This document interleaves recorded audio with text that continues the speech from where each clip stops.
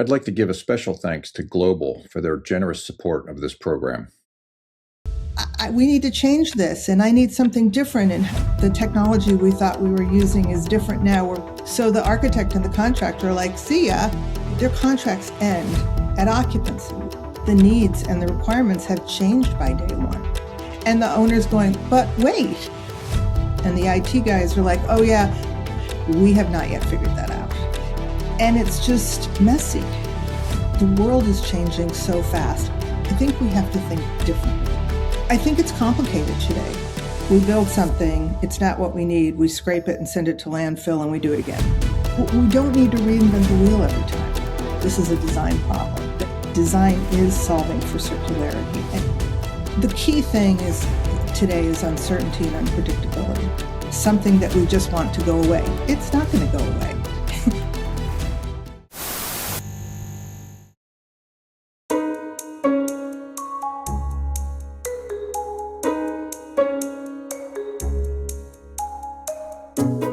To do circularity requires thinking about money and finance and the investment from a much more long-term lens. And today, all the players are incentivized to think about it from a short-term lens.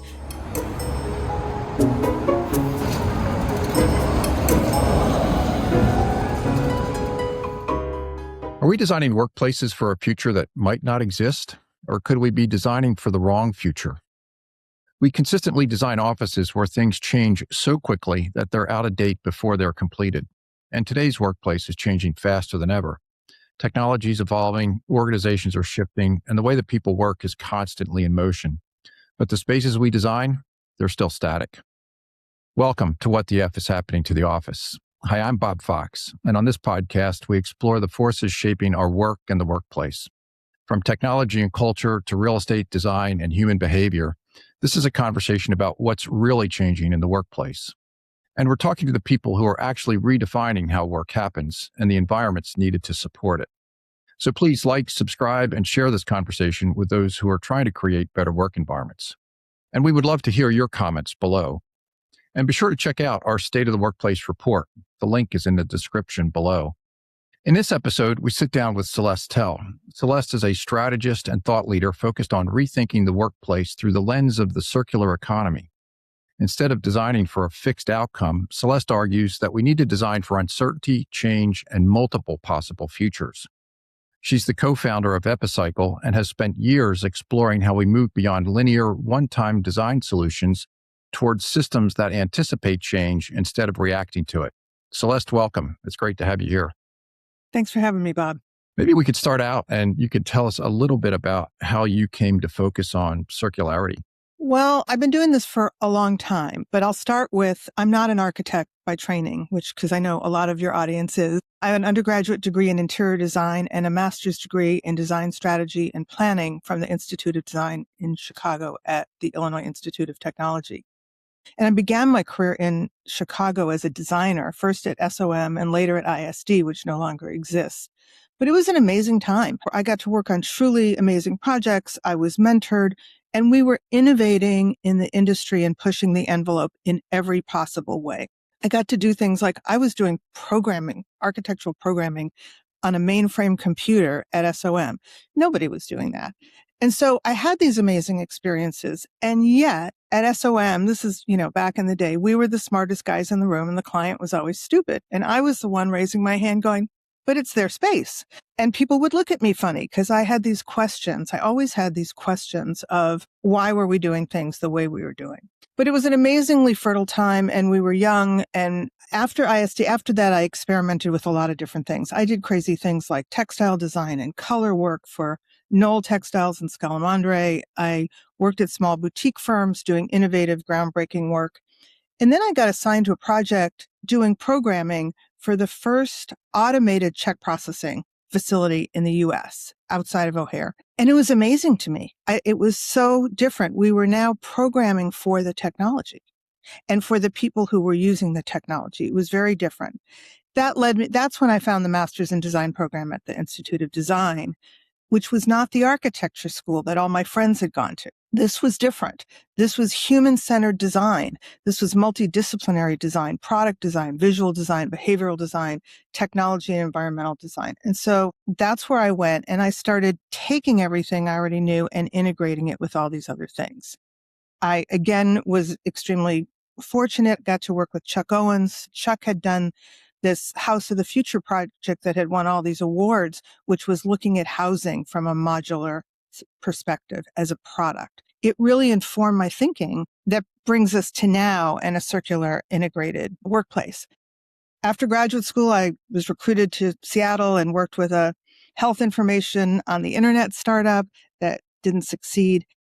And I really missed the built environment. So I went back into the built environment. I was involved with a visionary program called The Future at Work. And then years later, it was a colleague from The Future at Work. We were out having drinks and we were talking about things, and it was really, and this is 10 or 15 years ago. I mean, we saw the waste. We saw the waste that was happening at that point because tenant spaces only lasted 5 years. Sounds sort of quaint, doesn't it? But we were looking at that. I had also along the way gone inside organizations and was on the owner side at the Gates Foundation and Alaska Airlines, both. And what's interesting is that on the owner side, you get greater visibility to the way all these things come together after people occupy and how they work or don't work in the space. So finally, when we started Epicycled pre-pandemic, we were talking to people about these ideas and people thought we were a little crazy. We envisioned this as a full workplace as a service offering, kind of like WeWork, but with things being able to move and change and cycle. It was March of 2020. We had a landlord giving us a screaming deal on rent. We had a furniture and walls company that was willing to work with us, and the landlord wouldn't finance our TIs. So we were out trying to raise $1 million for TIs in early March 2020. And we all know what happened then. So it's really all of that coming together has shifted the way I think from my early part of my career to now. I feel like what you're describing is very different from the way the profession thinks about it. I think the profession talks about like designing new space for everybody when they move in and optimizing it for the work environment. Tell me a little bit about how you look at a work environment and what's different in the way that you look at it compared to the way we've traditionally thought about it. The key thing today is uncertainty and unpredictability, right? Like nobody really knows what's happening. So the way that I look at it is that we have to design for uncertainty and unpredictability and not think of that as something that we just want to go away. It's not going to go away. It's here. And so I think this time of profound uncertainty is really the driver behind why we need to do things differently. So I look at space as a kit of parts, as a set of foundational ideas like scenarios about what can happen and space types. We know how to do this. We know how to we know what the space types are that people need to do their work today, right? But then what we need to do is create a kit of parts that is like a Lego system, really like an old school Lego system, right? You know, there's a difference. I don't know if kids or grandkids, but there's a difference between the old school Lego systems and the modern ones, right? The modern ones are designed to have a specific outcome and it's a theme and you're going to build that thing. And there's not a lot of wiggle room. The old Lego systems were just a set of all these different bricks and you could build a different thing and change it. It's more like that. Like, how do we create spaces out of those Lego bricks so that we can reconfigure them over and over again? So what do you think the disconnect is between how fast our organizations are changing and how slowly buildings adapt to what we need? So the buildings themselves, right, shell and core, have like a 50-year life cycle. Tenant spaces now have probably more like a 1 to 3 year life cycle. Historically, what would happen is a developer would be building a building, and in order to make the financing pencil, they needed an anchor tenant. So they bring in an anchor tenant, and the architects would do the tenant space concurrent with the shell and core because it had economies of scale, and the contractor was already there and the architect was already there. And so we fell into these patterns. But the reality is, I think shell and core and tenant space should be looked at as two completely distinct and different things because they have these completely different life cycles. Most projects start out where there's a specific requirement. And I think what you're talking about is looking at it from a different perspective. What happens after that day one requirement? And is that where things start to break down? Yes. And because the way that also works is typically the contractor and the architect are contractually obligated until day one, right? Their contracts end at occupancy, which is day one. And then usually everybody's out of time, out of fee, out of money. And so, they say, here you go, here's your space. And the owner has to figure out how to use it. That was one thing when the space was designed for this longer time frame where the needs would actually hold through that time frame. But today, the needs and the requirements have changed by day one. So the architect and the contractor are like, see ya. And the owner's going, but wait, we need to change this and I need something different. And how do I do this? And how do I do that? And the IT guys are like, oh yeah, the technology we thought we were using is different now. We're bringing this other thing in. And it's just messy. When we talked earlier, I got the sense that you think about waste in a much broader sense. It's not just about the materials. Can you walk through what that range of waste is that you see in the physical work environment or the assembly of the physical work environment today? Yes, there's material waste, which is we build something, it's not what we need, we scrape it and send it to landfill and we do it again, right? Or we buy furniture and decide we no longer need it, and so we downcycle it and we buy something new. But there's also, I think, waste in the process of we've peeled off so many discrete tasks to so many different players. There's so many people involved in these projects that I think we're wasting a lot of valuable time and human energy and capacity on doing things that should be fairly simple and straightforward. I don't know what the answer to that is, but if we don't figure it out, I think AI is going to figure it out for us pretty soon. I think we typically think the construction and demolition account for a massive part of what goes into landfill. Why haven't we changed that in the past? I mean, it seems to me that that's a potential problem brewing that nobody's really raised the issue. It's interesting because landfill is it's a very local thing. And we can look at national numbers, but it's really local and depends on where you are, how close your landfills are to being full or how much time you think you have. But I really think at the end of the day, it's a math problem. And the math problem is this. Today, it costs more to not send things to landfill than it costs to send things to landfill, right? So this is how we work in our industry, right? Oh, it's cheaper to send it to landfill? We'll send it to landfill. I like to believe and hope that we'll be moving to a time when it will cost more to send things to landfill, but we're not there yet. And I think that will drive a change. So you've got me thinking about the process. Where does somebody begin thinking about circularity in the process and who's responsible for that life cycle of a workplace?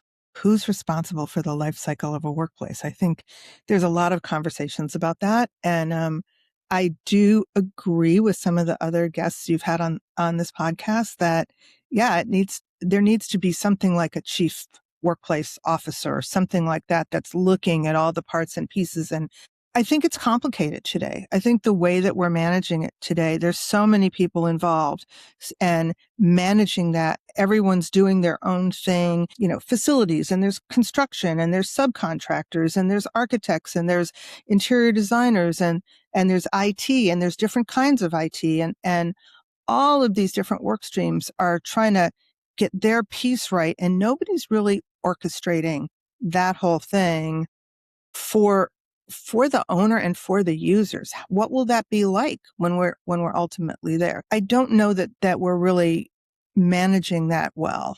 Well, you were saying earlier about all the people that are involved in the process, and you've got me thinking, is the circular workplace mean the same thing to everybody in the process, or does that change? Or how would you define the circular workplace? And what does that actually mean for buildings? And does that change as you go through the process? Today in the US, circularity in the built environment and in the workplace has become sort of synonymous with end of life material capture. So whether that's building material, salvage and reuse, or office furniture, decommissioning, salvage and reuse, all of those are great. And all of those efforts are keeping a ton of material out of landfills. But it's not a sustainable way to go forward in terms of circular economy and circularity. And so the Ellen MacArthur Foundation, which really has defined the circular economy, has three principles of the circular economy. And the first one is designing out waste and pollution, which is done through the design process. And the second one is circulating materials and products at their highest use, which is not about downcycling to the end of life, but keeping things in play during their prime and during their prime use, right? So I believe that this is a design problem, that design in many, like in product design and other areas, design is solving for circularity. And I believe that circular workplace is the solution to the uncertainty and unpredictability that we're experiencing in the world of workplace. So correct me if I'm wrong here, but the way that I'm thinking about this is that it's almost as if there is no landfill. We have to think about the way that we're using things in a much longer time frame because there's no place to throw it out. So it starts with designing scenarios, right? So how do you design scenarios for what's possible, what might happen? And we know that scenarios don't tell you exactly what's going to happen, right? They are brackets and markers for what may happen, what could happen.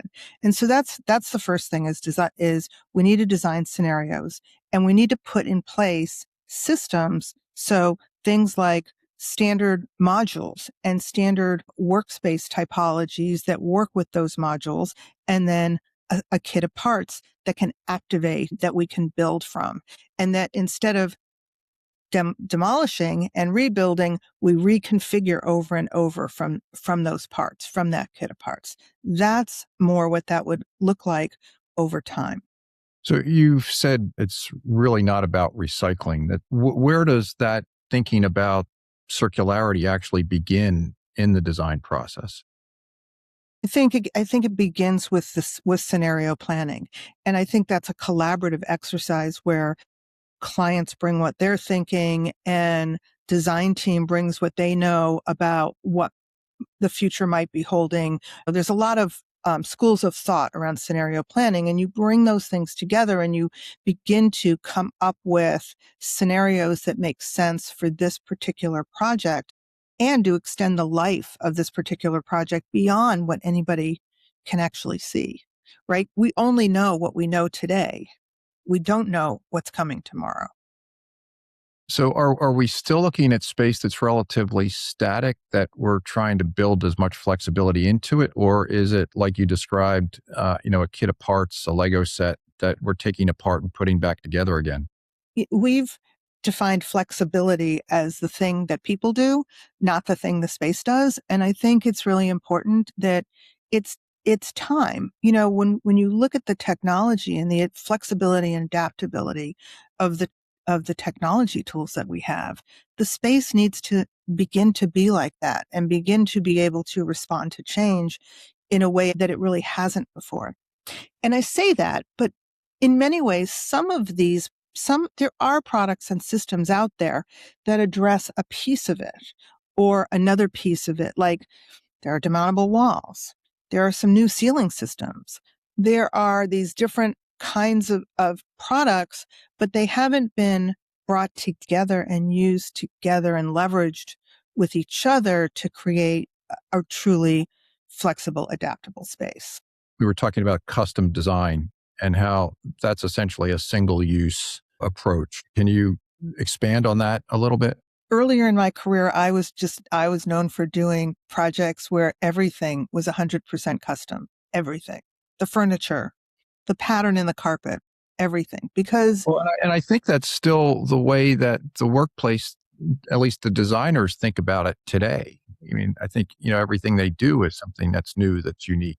we, and by we, I mean now our generation, we trained everybody to think that everybody was entitled to custom because there weren't that many standard products on the market back then. I think 30, 40 years ago, custom had a business case. You could justify it. Today, there are so many products on the market. You really almost shouldn't need to do custom. And when you do design something custom, it's unique and designed for that unique application. If we design something custom for Bob, Celeste might not be able to use it, right? And so then when Bob's done with it, where does that go? Because it was uniquely designed for Bob. I do think there are enough standard products out there today that can be used or curated to create a feeling of specialness without it needing to necessarily be custom. There's a range that we have to accommodate that might be from, let's say, a very highly unique piece of art or sculpture to, let's say, an assembly line. And so is there an acceptable in between? Or are we saying that everything's got to be sort of standardized and kit parts that we're putting together? And then I'm thinking, how does that change as technology evolves? And, we get better products, more efficient lighting, more efficient energy systems and things like that. I'm trying to figure out where's that niche that you're saying that we need to be in to maintain that circularity economy that you're striving for. I think there's a couple of ways to think about that. I think one is the 80-20. There's a notion that a lot of things can be boiled down to an 80-20 ratio, right? I think there may always be 20% of projects or parts of projects that need to be thought about more uniquely, but 80% of what we think of as the workplace, we know how to do that, and we can make it a little bit more interchangeable and adaptable to changing needs, and the technology is going to change, and then how we work with that technology is going to change, and all of that needs to be able to be adaptable. That's one of the challenges is we design and build in this microcosm of today's world and today's technology. But then this goes back to your earlier question about day one, where the architect and the designer and the contractor are gone, but the owner has to live with that for the next 10, 20 years. And they don't have a playbook for adapting that. They don't know what to do. And so the default becomes tear it out or redo it. Or really great examples. A lot of architects like to, in nice conference rooms, create these drywall niches, right? For monitors. For a while, that was really the thing to do because monitors were precious and special and expensive. And then monitors got really cheap. And the IT departments wanted to start buying bigger, cheaper monitors. But the building was designed to have these very proscribed spaces for monitors. I think we have to think differently. I think we have to think about what might be coming down the road. Well, is it fair to say that, what you're talking about is more like a hotel room as opposed to an office space where somebody uses the same room over and over again and it changes very little from each person that uses it? Exactly. And we know what needs to be included in a hotel room. We also know what we need in order to do work. In a lot of multifamily housing, nobody's asking, how can we make this special for you? There's a place for all of it, right? There's a time and place in your life for your custom home. There's a time and place for a standardized apartment that has everything you need, and is similar to what everybody else needs. It's the same thing with workspace. We know what most of us need in order to do our work and for different kinds of work. We know now what we need for focus work. We know what we need in order to collaborate together. We know what we need in meeting spaces. We don't need to reinvent the wheel every time. You speak about it as though it's a systems approach as opposed to designing spaces or one-offs. And you tell us a little bit more about that system thinking? So I think this was a big thing for me when I went back to graduate school with systems design versus architectural design. And so, in architectural design, we're designing the space and we think about it experientially as a person walks through the space. It's architecture, it's the components of the architecture, and then we layer on top the services like lighting and power and data and HVAC. We layer those things on top of the architectural design. In systems design, you're looking at all of it through a different lens. You're looking at what are the parts and pieces? What are the components I need to create this space in a way that's cost effective, that's efficient, that creates a great experience, and that can be adapted and changed. So it really is a different way. It's more of a productized way of looking at space than an architectural way of looking at space. I think the workplace often gets compared to automobiles in terms of where you sit, all the functions that a car has and how you can control them from sitting in that driver's seat. And I'm thinking about the automobiles are basically coming off of a production line. And the automobiles come out with new models every year. Is that consistent with the way that you think about this, or is that still unnecessary change? No, I think we should look at the auto industry. I think, yes, they come out with new models every year, but a lot of what they're doing is modular, componentized, different models use the same parts, and they're designing for disassembly. Cars are now one of the most recycled products that we use. Everything gets broken down and gets recycled, and they're circular. Why? Because it's more cost effective, because the economics are better to do that than to throw it away. And so the auto industry has actually figured that out. We have not yet figured that out. A key premise in the circular economy, as the Ellen MacArthur Foundation presents it, is producer responsibility. We haven't gotten there yet in our industry. The auto industry's gotten there. They are taking responsibility for the full life cycle of that product.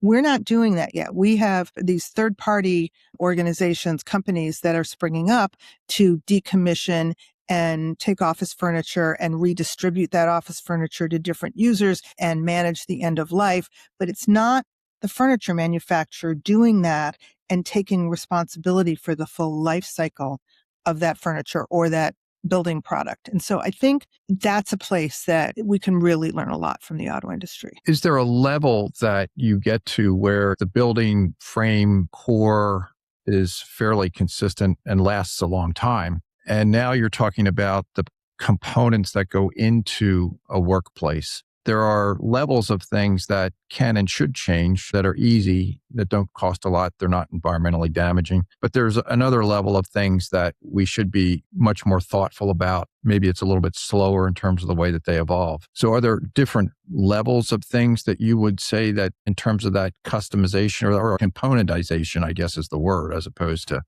customization?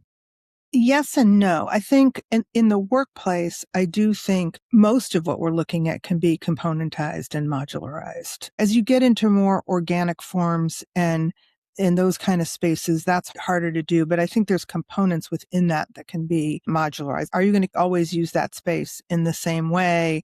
And even within those sort of organic forms, how can you address different uses in those spaces, different ways of using the same things? And so it starts with the space. I mean, it's been said the most sustainable building is the one you don't build. Circularity can go all the way down to the structural level. And if you're familiar with Google's Alta Garage, Google built this garage. It has a structure that allows it to be a garage today, but the structure and the building were designed to be converted into either office or housing at some point in the future. That's a different level. That's not so much, the granular level of Lego blocks, but it is more of like creating a platform that says this building is going to be a parking garage for cars today, but we have a plan for how to adapt it to be office or housing without totally scrapping it. So that's at a macro level, and you can just keep bringing that down to a micro level of how do we envision different uses for whatever spaces and we're creating with whatever we're creating them. What can architects or designers learn from industries like the automotive industry? Or maybe I should say, how do they need to think differently, when it comes to modular design? Well, I think architects have historically resisted, most architects have resisted a lot of modular design ideas, particularly like demountable walls and things like that. I think architects need to start embracing it, thinking about these things differently and approaching how you design with them differently. Historically, what we've done is we've drawn a workplace with walls as if they would be drywall walls. They touch the curtain wall. They do things that make sense with drywall walls that don't make sense with demountable walls. And then on page 867 of the specs book, it says, alternate 53, use dirt or equivalent walls instead of drywall. But that's different than designing it for use with these kind of systems, anticipating change, anticipating movement. Well, if you were designing a workplace today, what would you do differently to ensure that it can be reused and reconfigured over time? The critical pieces are developing those scenarios, space types, the modules, the kit of parts, and then testing that and saying, how far can we take this? How far can we not take this? One of the things I think that's critical today, and one of the things when we started Epicycled that was the hardest thing, and that's changing, is ceilings. You design the space, you design the ceiling, and then engineers and subcontractors come in and figure out where all that stuff above the ceiling is going to go, and you just don't ever want to touch it, right? Increasingly today, there are companies and products that are creating systems that allow you to look at the ceiling in a much more modular, planned, thoughtful way so that you can make change later. And so I think that architects and designers need to start looking at these products and thinking about, how can we design so that this lasts longer? I also think it would be helpful for architects and designers to be more involved with the client downstream when the client's using the space and finding that things don't work. I think there's a lot that architects and designers could learn from being on the inside or just spending more time with their clients years after the space is done. How do you design a space so that it can physically change without requiring a major capital investment every time? We're designing offices that have changed before the project's done, essentially. How can we avoid that in the future? And I'm thinking, what's the client's responsibility in all of that? Things change, as you're going through the process so frequently. I don't see that changing. The world is changing so fast, and the business context is changing so fast. And that's in a dynamic tension right now with commercial real estate and wanting to just hold things where they have been and always were. And some of that is finance. And that's another real thing that we don't talk about it enough, but it constrains what we do, right? So you said capital a few minutes ago, and most of our projects are capitalized. So that means that the money's invested, and the way that capital works is that capital depreciates on specific timelines. So typically the TI construction is depreciated over the time frame of a lease. And so bigger construction costs are amortized over longer leases. And furniture is depreciated over 7 years, even though most furniture manufacturers provide functional warranties that are 3 to 4 times as long as that, right? So we have these disconnects between finance and what we're doing. There's also operational budgets. And where WeWork and co-working models have been very successful is because those models use operational funds, not capital expense. And so there isn't the same scrutiny. There isn't the same process. It's project teams that can make those decisions and decide to use those spaces, and it's coming out of their budgets, and it's only evaluated against their own productivity or success in meeting their own objectives. So that's, I think, really different. And this notion between capital and operating expense is not something we talk about enough in terms of how we look at the built environment.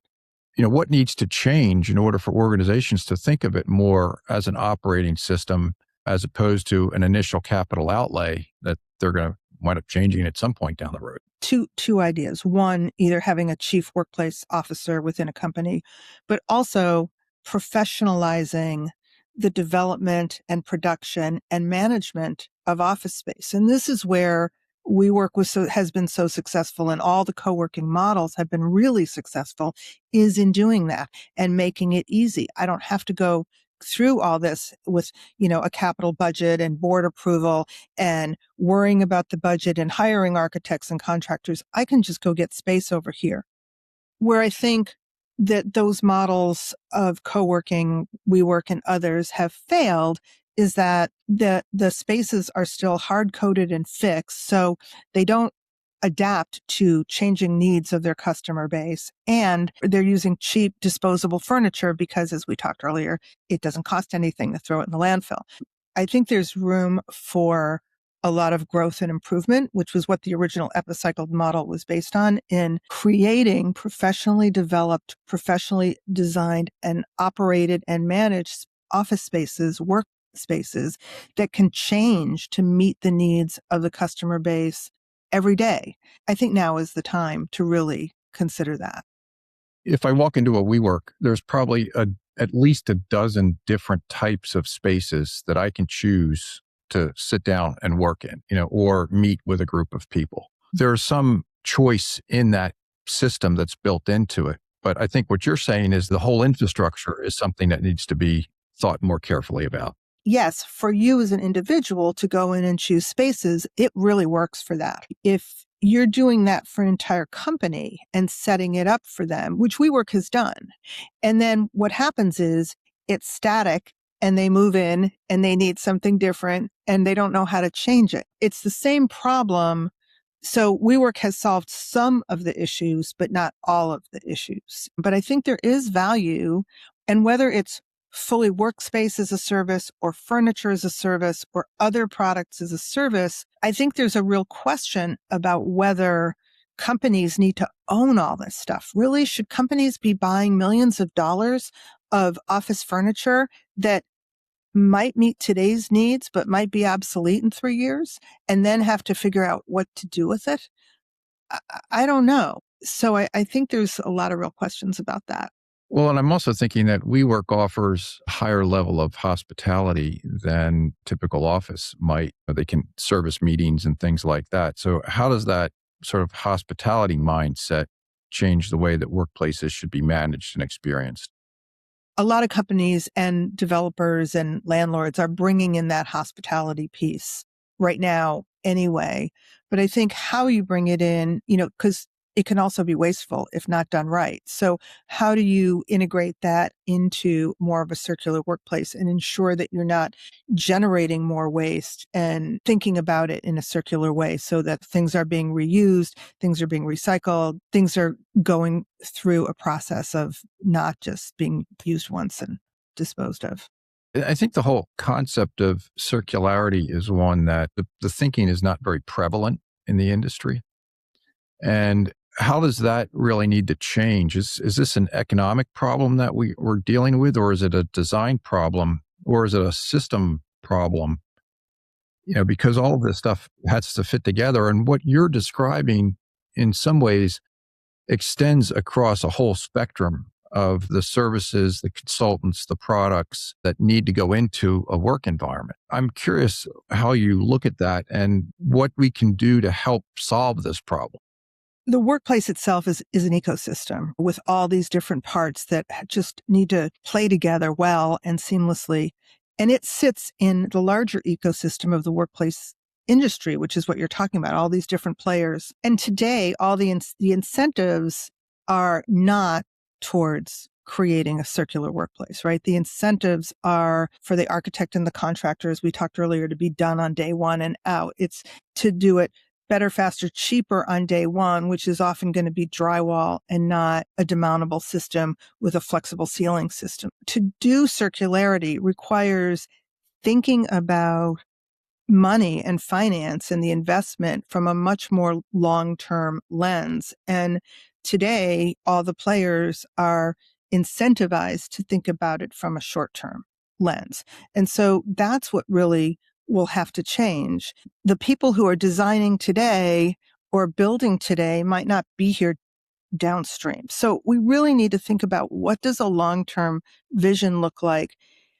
what if design teams could be incentivized to save money, to save the client money over a 10 or 15 year window, right? That's a different equation than initial project cost has to be as low as possible. And we don't care about whatever costs come downstream. Because I think over a 10 or 15 year period right now, with the changes that happen, clients are actually spending more because so much work has to be redone because it wasn't right the first time. Not it wasn't right, but it was things changed and things legitimately are changing. And we know that they're legitimately changing, and that's not going to change. That's not going to abate. If anything, it's going to increase.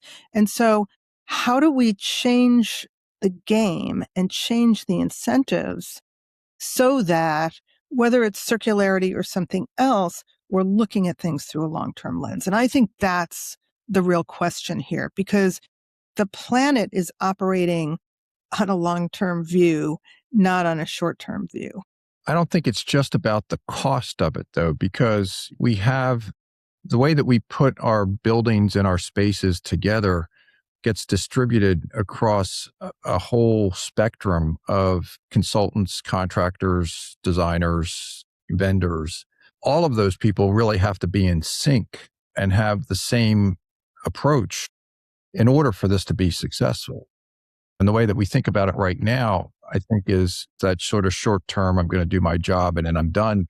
It can be done. I've done it on a couple of projects, not as much as I would like, but we've done it on a couple of projects with teams where we've been able to talk about a different set of metrics, a different set of goals, and that we wanted the space to perform differently.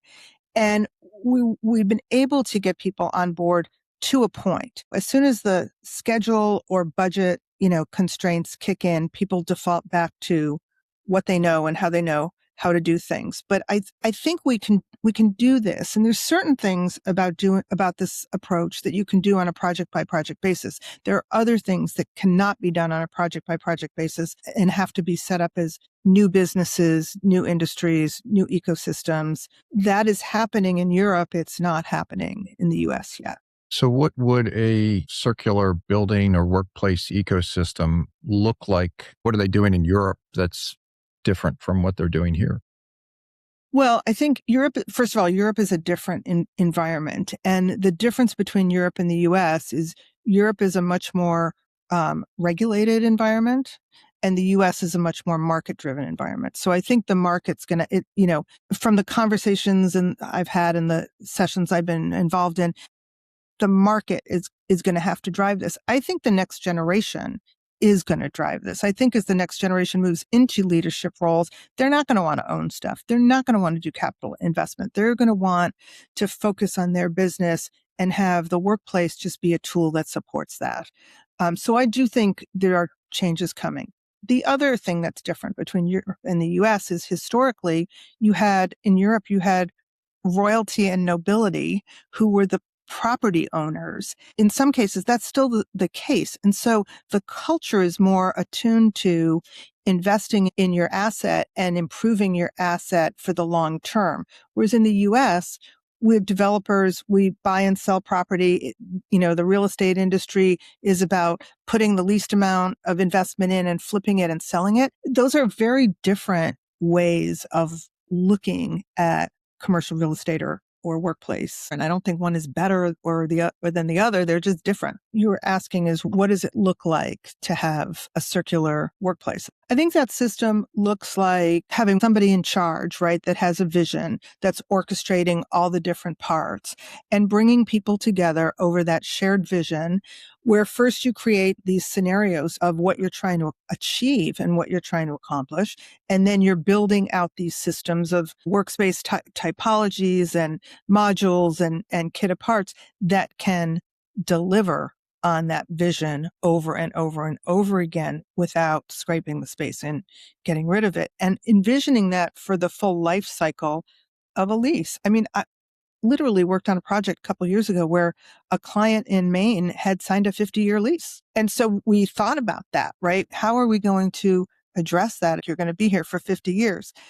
I think that we can do this. I think that people are hungry, actually, for new ways of doing things. The projects that I've worked on, people have been excited about new ways of doing things. Like I said earlier, ceilings are a challenge, but there are new products that allow for creating adaptability in ceilings, unless you're in Chicago, maybe. There are people that are thinking about this and trying to make this happen. So I don't think it's as far-fetched as it might initially seem. Where are the opportunities that you see for this today? The opportunities are with developers who have buildings and spaces that are not leasing. I know a lot of developers are playing around with spec suites.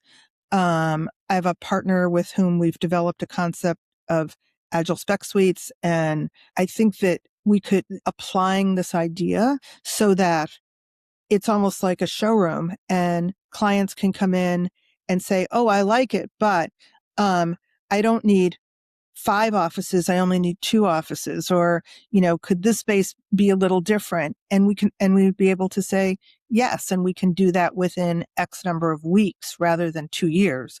Right. And the landlord can then start collecting rent sooner. But it does require an upfront investment in that space by the developer, but the developer can also manage it. It can be a different kind of product where it's a more highly designed spec suite that they're also operating and managing for the client. I think there are a lot of opportunities like that. I think that we've made workplace so complex that other than a few very, very large companies, I don't think companies should be having to get so involved in really designing and developing their own workplace. I think they should hire somebody who can do it for them. But what are the consequences for the industry if we don't think more circular? I like to follow the Stockholm Center in Stockholm. They track the planetary boundaries that are being crossed, and they've been tracking those planetary boundaries since 2009. In 2025, they documented more planetary boundaries have been crossed, and the ones that had already been crossed have been more deeply crossed. And they have, for each of those planetary boundaries, there's a point of no return where we will not be able to bring the planet back from the brink. I think that's the risk. I think that since 2009, we've done how many LEED buildings and how many net zero projects and so many different things, and yet it's getting worse. I think that it's not just circular workplace. I think that we are in a time of profound transition and that we need to be able to innovate for the planet in as many ways as we can possibly come up with. This is just one way. Celeste, we've covered a pretty broad range of topics here. Is there anything that we've left out that you think is important to include? I think we've covered a lot, Bob. Thank you so much. Oh, well, this has been a great conversation. I appreciate you taking the time and sharing your insights with us. So thank you very much. Well, thank you for the opportunity to be here. I love what you're doing with this whole project.